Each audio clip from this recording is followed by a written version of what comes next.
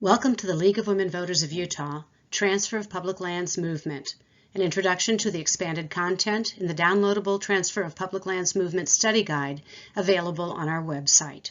Go to www.lwvutah.org and click on What We Do to find our studies. The Transfer of Public Lands Movement study explores how the U.S. public lands came to be and what they provide both economically and culturally, and the consequences to the future of these lands and public access to them if the Transfer of Public Lands movement succeeds in obtaining transfer of U.S. public lands into state ownership. To better understand the organized attempt by transfer proponents to develop a narrative supporting their objectives, this study also examines the actions being advanced by those who would claim state ownership of U.S. public lands. The U.S. public lands, acquired from Great Britain east of the Mississippi River and through war, treaty, or purchase from other European powers west of the Mississippi River, stretch from the Appalachian Mountains to the Pacific Ocean. Of the 1.8 billion acres of public land acquired by the United States, 2/3 were given or sold to individuals, corporations, or to the states. What remained has been set aside for a variety of purposes. Those purposes include oil and gas development, timber harvesting, grazing, mining, and more recently, wind and solar energy development. But they also include water resource protection, wildlife habitat and carbon sequestration, hunting and fishing, hiking and camping, four-wheel driving, and river running, along with other educational, spiritual, and recreational uses. Of the 1.8 billion acres of public land once owned by the United States, about 640 million acres remain, most of them in the West. The lands in the public domain are managed by the Bureau of Land Management, the U.S. Forest Service, the National Park Service, and the U.S. Fish and Wildlife Service.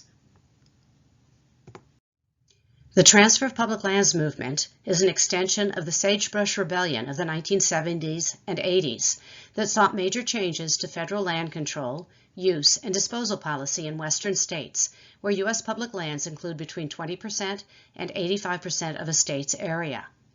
Supporters of this movement want more state and local control over these lands, if not outright transfer of them to state and local authorities and/or privatization.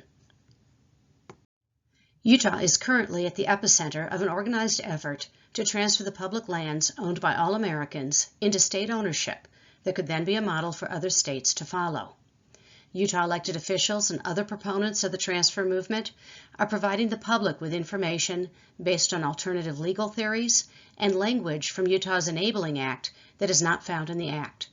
They are utilizing state taxes to pursue a goal of state takeover of U.S. public lands in Utah, and have been working with members of Congress to undermine U.S. public lands nationwide. The public lands targeted by proponents of the Transfer of Public Lands movement are primarily Bureau of Land Management, BLM, and the U.S. Forest Service, USFS, managed lands, but in Utah also include land under the jurisdiction of the U.S. Fish and Wildlife Service and the Utah portion of the Glen Canyon National Recreation Area, which is part of the National Park Service. In addition, there's a concerted effort to undermine or abolish the Antiquities Act of 1906, which has been used by numerous presidents from both parties to set aside national monuments, many of which have become national parks. In Utah, 4 of the mighty 5 national parks began as presidentially proclaimed national monuments. Without the Antiquities Act, they could have ended up in private ownership. So what lands in Utah are currently part of the U.S. public domain and owned by all Americans with public access for future generations? Public lands in Utah include the following: 6 national forests, initially created for watershed protection and timber harvesting, but now include recreation and wilderness. 5 national parks, 4 of which were created using the Antiquities Act and then later designated national parks by acts of Congress. 8 national monuments set aside using the Antiquities Act of 1906 to protect archaeological sites, historic landmarks, and other objects of historic or scientific interest located on federal land. In 2017, President Trump issued proclamations reducing the size of the Grand Staircase Escalante National Monument and the Bears Ears National Monument.